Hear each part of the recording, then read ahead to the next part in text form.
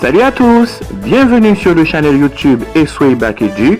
Sur ce channel, vous trouverez des vidéos avec des explications et des techniques sur des exercices de chimie pour le baccalauréat haïtien et le baccalauréat français.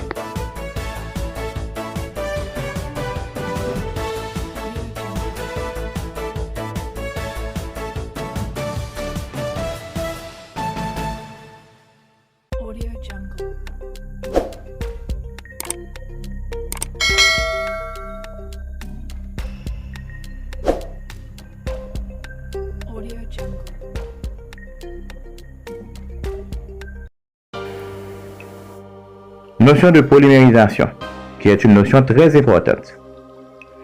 Tout d'abord, définition. La polymérisation, c'est l'addition de plusieurs molécules identiques, ou encore c'est l'addition de plusieurs molécules d'un même corps. L'addition de plusieurs molécules identiques, ou l'addition de plusieurs molécules d'un même corps. La théorie équationnelle de la polymérisation, c'est Na donne A pris N fois. Donc, la substance utilisée, la substance qui est additionnée à elle-même, c'est le monomère. Et le composé qu'on obtient, c'est le polymère. Monomères composés qui sont additionnés à eux-mêmes. Polymères composés obtenus par addition de plusieurs molécules identiques. Maintenant, quelques formules. Il y a l'indice de polymérisation qui est noté N. L'indice de polymérisation, c'est le rapport de la masse molaire du polymère, qui est généralement très grande, divisé par la masse molaire du monomère. Et pour trouver la masse molaire du monomère, c'est la masse molaire du polymère divisé par l'indice de polymérisation. Et pour la masse molaire du polymère, c'est l'indice de polymérisation multiplié par la masse molaire du monomère. Maintenant, voici quelques monomères très importants à étudier. L'éthène ou éthylène qui est un alcène, le propène ou propylène qui est également un alcène, le chlorure de vinyle, le cyanure de vinyle, l'acétate de vinyle, le vinylbenzène ou styrène qui comporte une partie aromatique. Maintenant, comment procède-t-on pour écrire une polymérisation? On conserve horizontalement les deux atomes de carbone qui partagent la double liaison avec leurs atomes d'hydrogène. Et pour les groupes qui ne partagent pas la double liaison, on va les ramifier vers le haut ou vers le bas. Donc on va les retourner vers le haut ou vers le bas. Et pour la double liaison qui est formée d'une liaison sigma et d'une liaison pi, qu'est-ce qu'on va faire? On va conserver la liaison sigma qui est forte et on va briser la liaison pi qui est faible. Et quand la liaison pi est brisée, pour conserver la tétravalence du carbone, on sera obligé d'ajouter une liaison à gauche, une liaison à droite. Et maintenant, on va avoir trois simples liaisons sur une ligne horizontale. Maintenant, polymérisation de l'éthylène. La polymérisation commence avec N molécules d'éthylène. La polymérisation commence toujours avec N. Et étant donné que dans l'éthylène, il n'y a que deux atomes de carbone, et ces deux atomes de carbone partagent la double liaison, qu'est-ce qu'on va faire? Entre CH2 et CH2, on conserve la liaison sigma, et à gauche et à droite, on ajoute une liaison. Et les parenthèses vont couper ces liaisons au milieu. Les parenthèses coupent toujours les liaisons au milieu. Ok, voilà ce qu'on a fait. On conserve horizontalement les deux atomes de carbone qui partagent la double liaison. Maintenant, pour la double liaison, qu'est-ce qu'on fait? On conserve la liaison sigma qui est forte. On brise la liaison pi qui est faible. Et pour conserver la tétravalence du carbone, on ajoute une liaison simple à gauche, une liaison simple à droite. Ces liaisons qu'on a ajoutées à gauche et à droite seront coupées par les parenthèses pris N fois. Et on obtient le polyéthylène très utilisé dans la fabrication des sachets plastiques. Maintenant, polymérisation du propylène. On commence avec N molécules de propylène. Les deux carbones qui partagent la double liaison CH2 et CH sont conservés horizontalement. La liaison CH3 qui ne partage pas la double liaison est ramifiée vers le bas. Maintenant, dans la double liaison, on conserve la liaison sigma, on brise la liaison pi. Et maintenant, pour conserver la tétravalence des deux carbones qui sont placés sur la ligne horizontale, on ajoute une liaison à gauche et une liaison à droite. Et ces deux liaisons sont coupées par des parenthèses pris N fois. Donc regardez, on a maintenant trois liaisons simples sur une ligne horizontale. On obtient le polypropylène ou polypropène de sigle PP utilisé dans la fabrication de ficelles, cordes, bouteilles de lait, emballage de beurre. Donc dans le polymère, on a généralement 3 liaisons simples alignées. 3 liaisons simples alignées, coupées par des parenthèses. Maintenant, polymérisation du chlorure de vinyle. On commence avec N molécules de chlorure de vinyle. On conserve CH2 et CH qui partagent la double liaison. Et on ramifie Cl. On ramifie Cl vers le bas.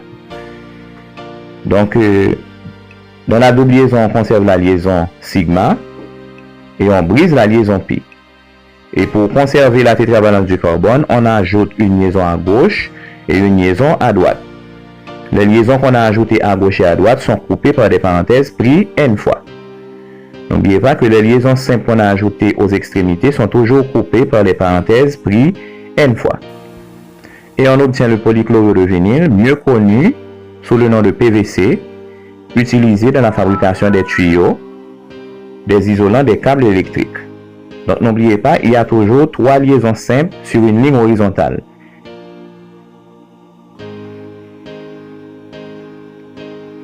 Maintenant, polymérisation de l'acrylonitrile ou encore du cyanure de vinyle. On commence avec N molécules de cyanure de vinyle. On conserve CH2 et CH qui partagent la double liaison. On ramifie CN. Maintenant, dans la double liaison, on conserve la liaison sigma. On brise la liaison pi. Et pour conserver la tétravalence du carbone, on ajoute une liaison à gauche et une liaison à droite. Et les deux liaisons qu'on a ajoutées à gauche et à droite sont coupées par des parenthèses pris n fois. Et on obtient le polycyanure de vinyle ou encore polyacrylonitrile de sigle PAN utilisé dans la fabrication de matériaux d'emballage des appareils électroniques. Donc, regardez la ligne horizontale, il y a 3 liaisons simples sur une même ligne horizontale. Dans le polymère, généralement, il y a toujours 3 liaisons simples sur une même ligne horizontale. Maintenant, polymérisation de l'acétate de vinyle. On fait la même chose. On commence avec N molécules d'acétate de vinyle. On conserve CH et CH2 qui partagent la double liaison. On ramifie CH3 et COO. On ramifie CH3 et COO. Maintenant, dans la double liaison, on conserve la liaison sigma. On brise la liaison pi. Et pour conserver la tétravalence du carbone, on ajoute une liaison à gauche et une liaison à droite. Et les liaisons qu'on a ajoutées sont coupées par des parenthèses. Et on obtient le polyacétate de vinyle de sigle PVA ou PVAC, utilisé dans la fabrication de colle, de peinture, de vernis et d'adhésifs. Et regardez la ligne horizontale du polymère, il y a 3 liaisons alignées. Ok, dans le polymère, il y a toujours 3 simples liaisons sur une même ligne. Ok, 3 simples liaisons sur une même ligne dans le polymère. C'est toujours 3 simples liaisons. Maintenant, polymérisation du vinylbenzène au styrène. On fait la même chose. On commence avec N molécules de vinylbenzène au styrène. On conserve CH et CH2 sur une ligne horizontale parce que CH et CH2 partagent la double liaison. On ramifie C6H5. Ok, maintenant, dans la double liaison, on conserve la liaison sigma, on brise la liaison pi. Et pour conserver la tétravalence du carbone, on ajoute une liaison à gauche et une liaison à droite. La liaison qu'on a ajoutée à gauche et la liaison qu'on a ajoutée à droite, ces deux liaisons sont coupées par des parenthèses pris n fois. Et là, on obtient le polyvinylbenzène ou polystyrène, utilisé dans la fabrication des boîtiers de CD pour l'emballage alimentaire également. Donc, regardez, sur la ligne horizontale, il y a 3 liaisons simples. 3 liaisons simples sur une même ligne horizontale. Liaison CH, liaison CH2, liaison. Merci à tous d'avoir regardé cette vidéo. Si vous avez aimé, n'hésitez pas à partager avec tous vos amis. Abonnez-vous à notre chaîne YouTube Esway Bakeduc pour vous informer de toutes nos nouvelles vidéos. Merci.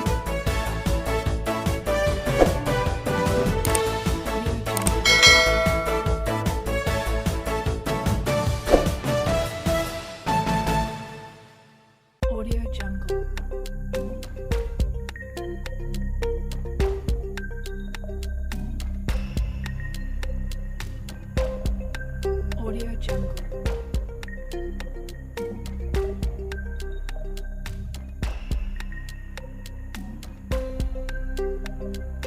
Audio Jungle.